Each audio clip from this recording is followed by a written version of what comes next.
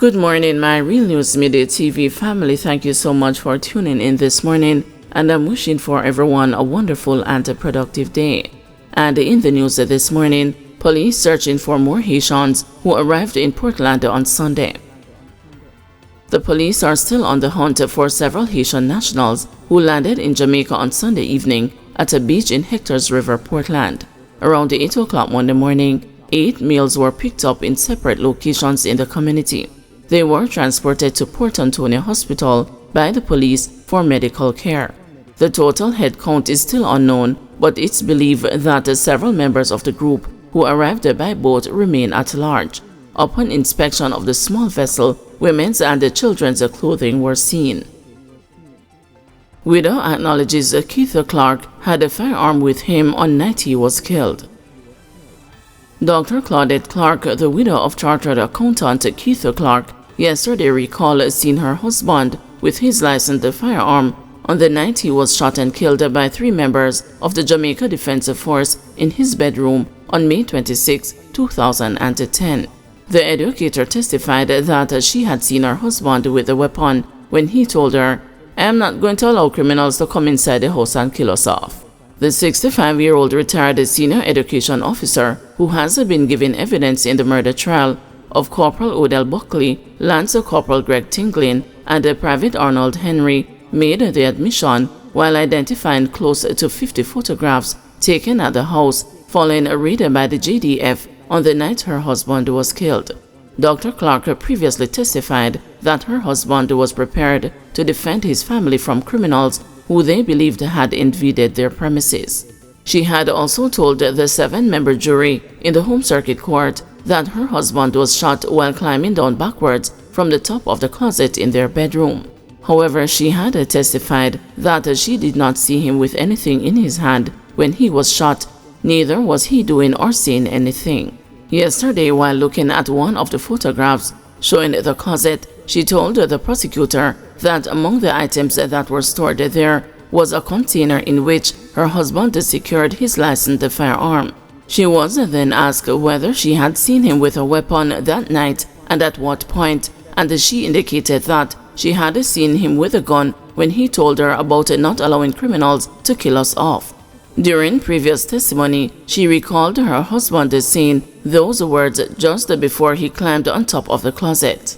The photographs shown depicted damage seemingly caused by bullets to different sections of the 3-level house, such as the walls, windows, sections of the roof, and the doors. The witness said several times that there was no damage to her house before the raid. In one of the photographs taken in the master bedroom, a red substance was also seen on the floor in front of the closet. According to Dr. Clark, that was the area where her husband fell after he was shot while climbing down from the closet. Also seen in the photographs were several bottles of Red Stripe beer in the living room and in the basement. However, Dr. Clark said she could not say who placed them there. Dr. Clark, who was observed holding back tears, said it was difficult to look at the pictures and was seen taking in deep breaths and clutching her chest at one point. She also testified that it took approximately a year after her husband's killing to resettle in their matrimonial home. The 63-year-old chartered accountant was shot 21 times during a military raid at his home, and following the fatal shooting, the 3 soldiers were charged with murder. The trial will continue today, with Dr. Clark being cross-examined by King's Counsel Valerie Nita Robertson.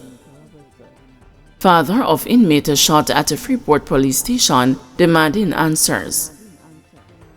Montego Bay-based auto mechanic Luther Reed, who is still reeling from the news that his son was shot and injured in a bizarre shooting incident at the Freeport police station in Montego Bay, St. James on Saturday night, is demanding answers from the authorities and is prepared to take legal action to get it. How comes a gun get on the cell block? How come a policeman gun end up in the hands of a prisoner? Who is going to be responsible for my son's medical care? He asked. The police are yet to contact my family. We got the news from people who heard about it and told us.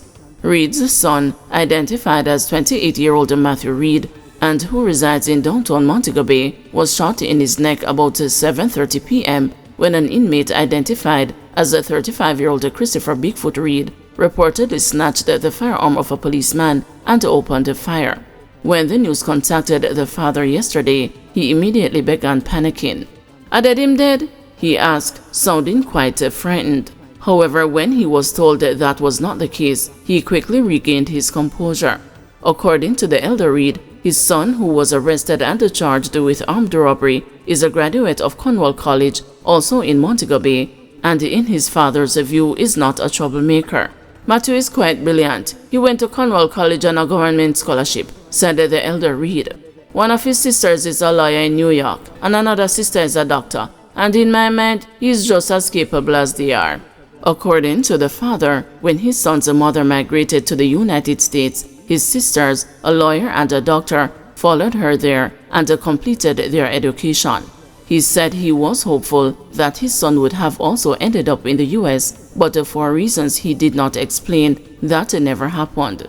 "As I told you, he's quite brilliant, and my hope is that one day he too will become a high achiever like his sisters," said the elder Reed, who also lives in Montego Bay, and said he maintains a closer contact with his son, who lives about 5 minutes from his home. "Right now, my concern is about his immediate well-being. He clearly has some medical issues to deal with, and since he got hurt in the custody of the state, the government should be responsible for that, not his family," the father added. JTA raises alarm after CXC discontinues certification of certain subjects. The Jamaica Teachers Association is sounding the alarm over a decision by the Caribbean Examinations Council to discontinue certification for certain critical subjects. CXC announced that it will no longer be awarding certification for mechanical engineering at the Caribbean Secondary Education Certificate and the Caribbean Advanced Proficiency levels. It has also indicated that it will no longer offer double award certification for agricultural science. The double award offering is considered a level above the CSEC certificate. Up until the announcement, the regional examinations body has been offering single and double awards for the subject. JTA President Leighton Johnson is calling for the relevant stakeholders to outline measures to cushion potential fallout. We therefore urge representatives from CXC as well as from the Ministry of Education to respond to this situation with a clear plan to indicate alternative subjects to be offered, mitigating the impact on the affected students and teachers, to clarify the emphasis on STEM subjects if these subjects are removed from our systems and offerings, and explain the impact on the transformation of education's initiative, outline the effects on the Jamaica's overall developmental goals, and to ensure and guarantee a secure tenure for teachers in these subject areas. We cannot compromise our children's future, nor can we compromise the job security of our members. This move by the Caribbean Examination Council, CXC, has severe implications for the education system, students, and the teachers, particularly our members who are teachers and laboratory technicians. As a national organization, the JTA has a mandate to pursue quality education for Jamaicans and students whom our teachers serve. Holness makes cabinet changes. Senator Dr. Dana Morris Dixon has replaced Robert Morgan as Information Minister in the Andrew Holness administration, a key move as the ruling Jamaica Labour Party seeks to refine its communications machinery for national elections due next year. Morris Dixon retains portfolio responsibilities for skills and digital transformation, the Office of the Prime Minister announced last night. Morgan has been put in charge of works in the Ministry of the Economic Growth and Job Creation. The works portfolio was previously overseen by Everaldo Warmington, who resigned from cabinet in February in the wake of his comments suggesting he would starve an elected People's National Party councillor of public funds. Meanwhile, Senator Apka Fitzhenley has been named a parliamentary secretary in the OPM. A parliamentary secretary is a member of the government party named to assist a senior minister. The OPM statement indicated that the changes will become effective today. The adjustments will assist the administration to more efficiently and effectively deliver its policies and programs for the Jamaican people, the OPM said. The change completes Morgan's removal from the center of the information and the communication architecture of the government and the ruling JLP, a machinery he was credited with building out post the 2016 election win. However, over the last 2 years, he faced intense internal pressures over the administration's struggles to communicate its messages with the electorate. He resigned as the chairman of the JLP's Public Relations Committee in April, also 2 months after the party's underwhelming performance in February's local government election. Maurice Dixon has emerged as a likable member of the political executive just under a year after stepping into national politics with her cabinet assignment.